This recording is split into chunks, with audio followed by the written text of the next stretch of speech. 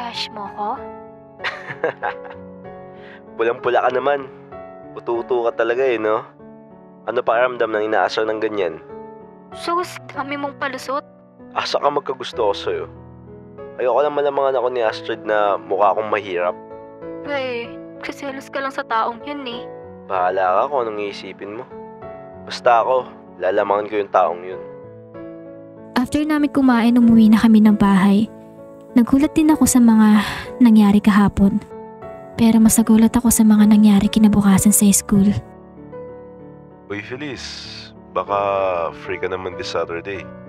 Yep, wala naman na akong gagawin. Yun! Sa wakas. Ayayin kasi kita gumala nun. Sorry, pero di pa din siya pwede. Bakit ba ang epal mo? Hindi nga siya pwede, di ba? Uutusan ko siya sa araw na yun. Hindi porket yayain niyo siya, gagawin mo na siyang utusan mo. Kaya nga yaya ko siya, di ba? She's my personal maid. Puro ka namang ganyan. Kung di mayaman pamilya mo, wala kang lakas ng loob sabihin yan. Mayaman lang din naman pamilya mo At least kaya ako makipagsuntukan. Hinahamon mo ba ako? Matapang ka lang naman porket anak ka na may-ari ng school na to Bata, suntukan tayo sa labas. Basta walang damay ng tatay. Baka kasi magsumbong ka Sige lang, lumabas ka ngayon dito sa classroom para makita mo yung hinahanap mo. Teka nga, ba't ba ang gulo-gulo nyo? Tsaka, ano ba pinag-aawayan nyo? Ikaw? Ay wow, haba pala ng hair ko. Pero anyways, pwede ba kayo mag-away? Ikaw Arthur, tingin mo pag nalaman niya ni Lily na basagulero ka, matutuwa siya? At ikaw naman Astrid, akala ko pa naman matino ka. Matino naman talaga ako, Feliz. Mayabang lang kasi itong mokong na to. Pwede ba tama na? Matutunga kayo mag-usap lang ng walang magsasakitan. Para kayong mga bata Habang nagtatalo sila doon, nag-walk out na lang ako bigla. Siyempre, di ako titingin sa likod habang naglalakad ako palayo. Gulat sila nung nagsalita ako Pak, haba ng hair ko no? Inggit na naman kayo. Siyempre, kung tatanungin ako kung sino pipiliin ko sa kanilang dalawa, si Turtle pa rin naman. Matagal ko na nakilala tong taong to Di naman ako ganun ka-interested kay Astrid. Pero if ever na di ako pagpalain kay Turtur, edi pipilitin. Saan ka naman pupunta? Pupunta muna ako ng kantin. Yabang mo dun Nag-walkout ka talaga sa amin. Ang iingay nyo Oy, for your information lang wala akong gusto sa'yo. Mayabang lang kasi yung Astrid na yun. Wala naman akong pake. Basta wag lang kayong maingay. Panis, unbothered queen na naman ang lola nyo. Naunang umuwi si Arthur nun sa bahay pero pinasundo niya pa rin ako kay Manong Driver. O ba't nauna kang umuwi? Wala lang.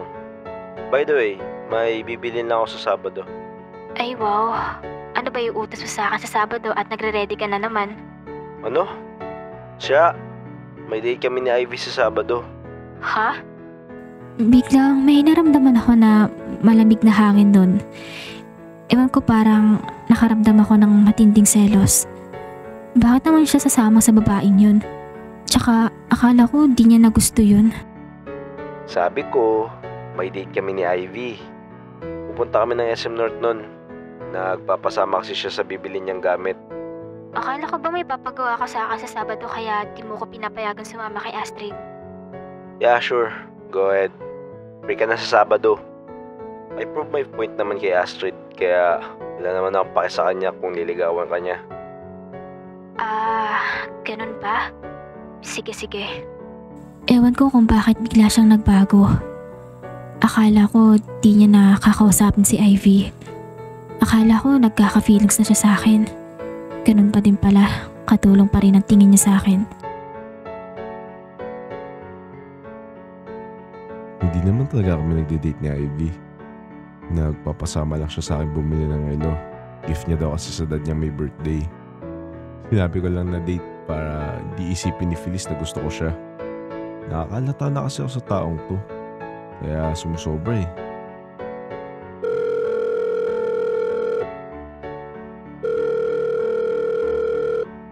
Uy Astrid, free pala ako sa Sabado.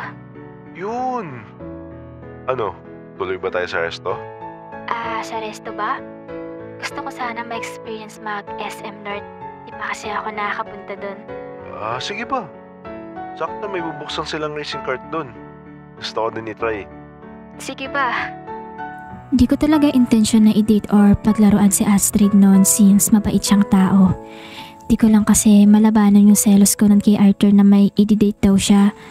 Kaya naisip kong gumala kami ni Astrid para tignan kung saan sila pupunta.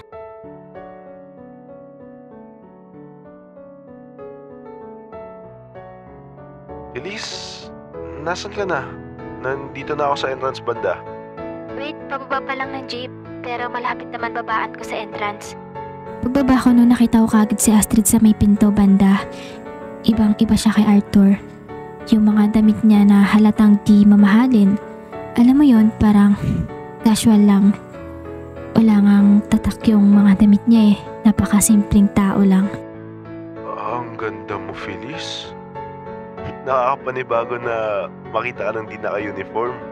Uy, thank you. Cute ka ng outfit mo eh. Simple on the outside, pero rich kid in the inside. Bakit? Akala mo katays ko si Arthur sa mga damitan ko. Anak mayaman lang kasi yun, kaya ganun. Kaya nga eh. Tara, saan pa tayo? Kain muna tayo. May Vikings naman dito. Ano yun? Unlimited buffet yun. Para ikaw na bahala kung anong gusto mo kainin. Uy, di pa ako nakatry nun. Sige, tara. Habang naglalakad kami papuntang Vikings, nakasalubong naman namin si Arthur at Ivy. Di pa nga tumatagal, papunta na kagad tayo sa exciting part. Bakit nandito kayo? Ikaw, ba't ka nandito?